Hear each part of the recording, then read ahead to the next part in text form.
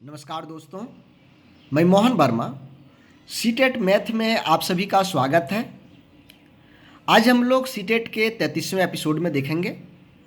दोस्तों, आज हम लोग एचसीएफ एवं एलसीएम जो इसके पहले वाले वीडियो में देखा था, आज उससे कठिन वाले प्रश्नों को देखेंगे। इसके पहले वाले प्रश्न वीडियो में हम लोग सरल प्रश्न को देखे थे, मध्यम टाइप के प्रश्न को देखे थे, और इसमें थोड़ा सा कठिन प्रश्नों को देखेंगे। दोस्तों, आप लोग सभी जानते हैं कि प्रत्येक दिन के क्लास के बाद मैं होमवर्क दिया करता हूं और इस होमवर्क को बनाना पड़ता है। दोस्तों, होमवर्क बनाने से आप सबों को होता क्या है कि जो आपने वीडियो में देखा उसका आपको क्या क्या समझ में आया, कर पा रहे हैं या नहीं कर पा रहे हैं, इन सभी चीज़ों की जानकारी यहाँ से मिल जाती है। आपकी आकलन हो जाती है, एक तरह से आपकी मूल्यांकन हो जाता है। तो चलिए हम लोग शुरू करते हैं आज की वीडियो। देखिए, यही आपका इस तरह का होमवर्क मिलता है। यहाँ पर आप देख रहे हैं सीटेट मैथ होमवर्क, और ये आपका वीडियो है। वीडियो का मटेरियल सीटेट मैथ 33। चलिए शुरू करते हैं। 29 से बड़ी दो संख्याओं का महत्तम समापवर्तक 29 तथा लघुत्तम समापवर्त्य 4147 है। इन दोनों संख्याओं का योग कितना है? दो संख्याएं हैं, लेकिन दोनों संख्याएं 29 से बड़ी है। कितनी से बड़ी है? 29 से बड़ी। तो मान लीजिए एक संख्या 29 से बड़ी 29 ये हुआ, और दूसरी संख्या 29 से बड़ी 29 बी हुआ। दोनों संख्या हो गया। ये मेरा पहली संख्या हो गया, ये मेरा दूसरी संख्या हो गया। अब यहां पर हम मेरा महत्तम समापवर्तक दिया हुआ है और लघुत्तम समापवर्ती दिया हुआ है, यानी एचसीएफ 29 और एलसीएम ये दिया हुआ है। अब याद करिए, इसके पहले वाले वीडियो में हम लोगों ने देखा था कि यदि पहली संख्या दूसरी संख्या दिया हुआ रहे और एचसीएफ एलसीएम दिया रहे तो इसके लिए फार्मूला क्या बना था? पहली संख्या, इसका फार्मूला बना था कि पहली संख्या गुने दूसरी संख्या बराबर एचसीएफ गुने एलसीएम। यही बना था ना। अब देखिए, यहाँ पर हमको ए और बी छोड़ देना है। ए गुने बी। क्यों? क्योंकि ये आपका अंग्रेजी के अक्षर हो गए, और इधर ले आइए आप। ये 29 आएगा, गुणाम है इधर भागा में, और यह भी गुणाम है इधर भागा में आ गया। ये 29 कट गया, इसको भागा देंगे तो आपका आता है 143। कितना? 143, 143। अब इसको 143 को हमको दो ऐसे में करना है, दो पार्ट बनाना है, ए और बी में। कोई भी ए और बी में बना सकते हैं। तो ये गुने बी, इसको जब आप तोड़ेंगे तो यहाँ पर 11 और 13 आता है। 11 13 को गुना करेंगे तो 143 आ रहा है। तो ए गुने बी मतलब ये 11 हो सकता है और बी 13 हो सकता है। यहाँ पर हमको संख्या प्राप्त हो गई। तो पहला संख्या था 29 ये। पहला संख्या कितनी थी? 29 ये, यानी 29 गुना 11, और 29 11 को गुना करेंगे तो आपका हो जाएगा 319। अब दूसरा संख्या है 29 बी।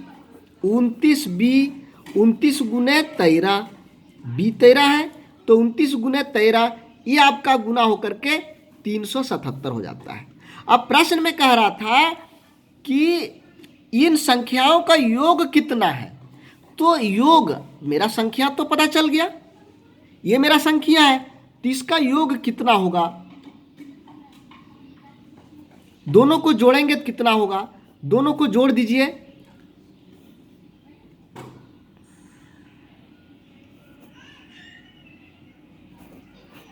$696 हो रहा है। तो दोस्तों, यहाँ पर क्या करना है आपको? दो बड़ी संख्या कह रहा था, तो बड़ी के लिए 29 में हम किसी संख्या से गुना कर देंगे तो बड़ा निकलेगा या नहीं, तो हमने ए से गुना कर दिया। यहाँ 29 को 20 से गुना कर दिया तो 29 से बड़ा निकल गया मेरा। और यहाँ पर HCF दिया हुआ है और LCM दिया हुआ है। जब पहली संख्या दूसरी संख्या HCF LCM दिया हुआ रहता है तो हम लोग फार्मूला जानते हैं कि पहली संख्या गुने दूसरी संख्या बराबर HCF गुने LCM। तो यहाँ पर वही मैंने किया। अब ये दोनों अंग्रेजी अक्षरों को एक तरफ रख दिया और ये दोनों 29 को इधर ले आया। ये कैंसिल हो गया 29 29, इससे डिवाइड करेंगे 143 आएगा। अब 143 को दो पार्ट में बांटिए। जब दो पार्ट में इसको गुणनखंड करते हैं तो 11 और 13 आता है, इसके सिवाय दूसरा कुछ आता ही नहीं है। तो 11 और 13 मतलब ए बराबर 11 मान सकते हैं, बी बराबर 13 मान सकते हैं। अब यहाँ पर 29 ये यानी ए का मान 11 बैठा दीजिए और बी आपका फिर कहता है जोड़ने के लिए, जोड़ दिया, आंसर आ गया। आगे देखते हैं। यहाँ पर देखिए 3 अंकों वाली दो संख्याओं का महत्तम समावर्तक 17 है। कितने अंकों वाली? 3 अंकों वाली संख्याएं लेना है और 3 अंकों वाली संख्याओं का महत्तम समावर्तक ये HCF 17 है। तो लघुत्तम समावर्तक इतना है, इन संख्याओं का योग कितना होगा? योग निकालने के पहले ये दो संख्याएं कौन कौन सा है, ये दो संख्याएं जब हमको पता चल जाएगा तभी तो जोड़ निकालेंगे। तो मान लेते हैं कि पहली वाली जो संख्या है ये 17 ये है। चूँकि जो आपका महत्तम समावर्तक होता है उससे वो निश्चित रूप से कट जाता है, डिवाइड होता है। तो ये पहला संख्या 17 ये हो जाएगा और दूसरा संख्या मान लीजिए 17B। ये पहली संख्या मैंने माना और ये आपकी दूसरी संख्या है, दो संख्या है।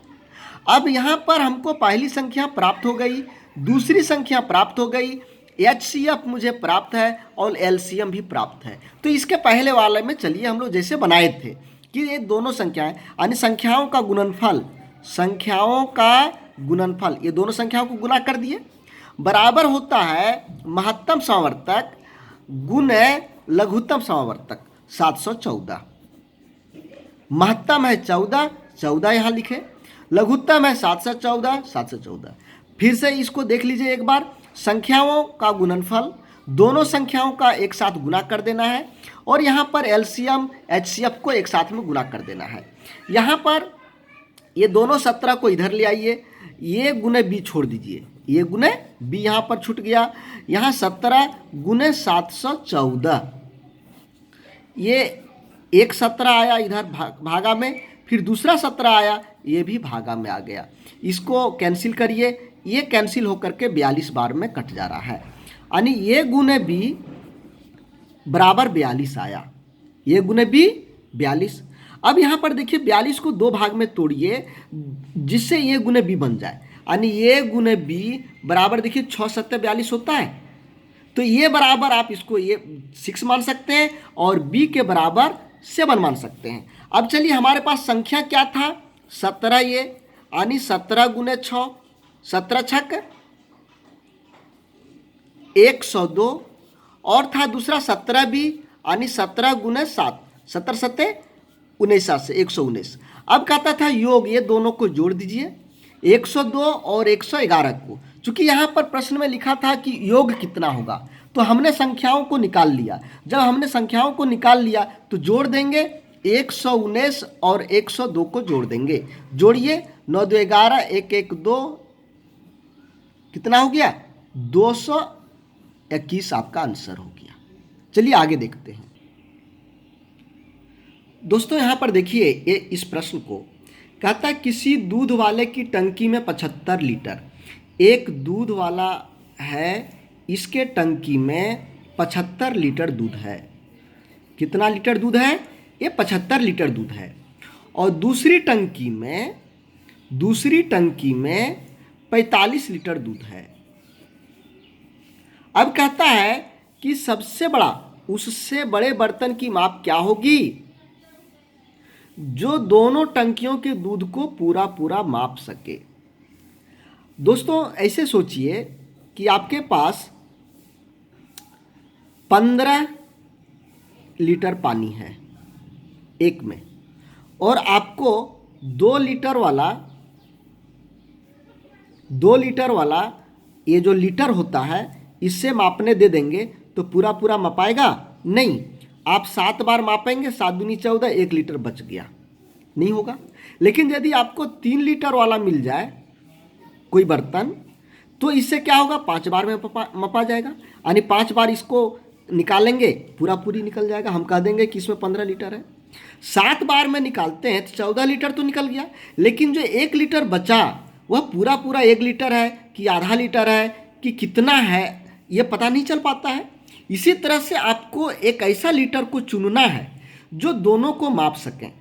तो इस तरह का यदि प्रश्न आए कि दोनों टंकियों को पूरा पूरा माप सके तो कुछ नहीं, इसका सीधा सा HCF निकाल देना है। HCF दोनों का HCF निकाल देंगे तो 75 और 45 का HCF निकाल दीजिए, इसका HCF निकालेंगे 15 आंसर आएगा। HCF चूंकि सब लोग निकालने जान रहे हैं इसलिए इस पर ज़्यादा लंबा नहीं करते हैं। यहाँ पर महत्तम समावर्तक निकालना है, ये महत्तम समावर्तक निकाल देंगे। चलिए आगे का प्रश्न को देखिए। 2 टंकियों की धारिता क्रमशः 120 लीटर है। यहाँ पर 120 लीटर इसकी धारिता है और एक दूसरा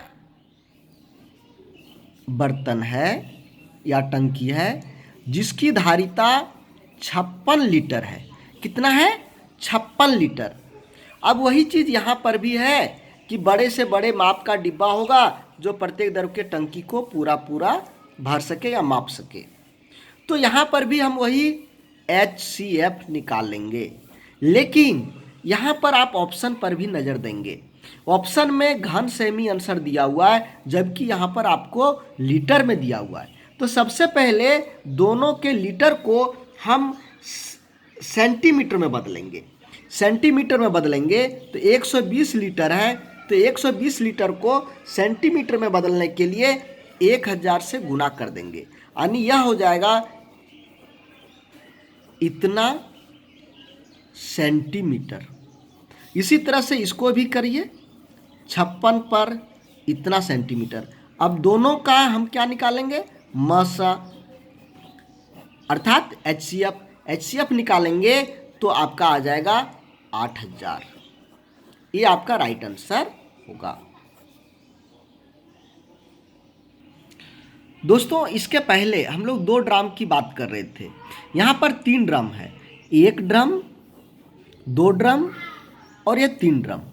तीनों में अलग अलग है। यहाँ पर इसमें है 2527 लीटर, इसमें है 1653 लीटर, इसमें है 2261 लीटर। अब तीनों को मापने के लिए बड़ा से बड़ा कौन सा माप का बर्तन होना चाहिए, ड्रम होना चाहिए, जिससे हम ये तीनों को माप सकें।